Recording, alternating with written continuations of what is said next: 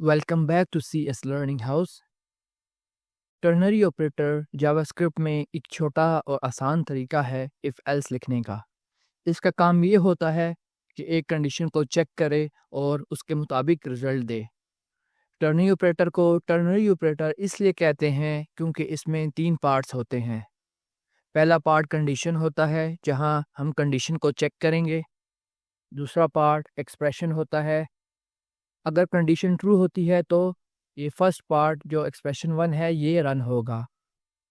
और third part होता है एक्सप्रेशन 2 जो कि उस सूरत में रन होगा जब कंडीशन फॉल्स मिलेगी।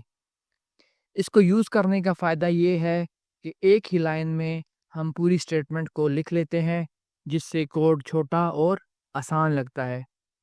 चलें टर्नरी ऑपरेटर को समझने के लिए एक एग्जाम्पल को देखते हैं।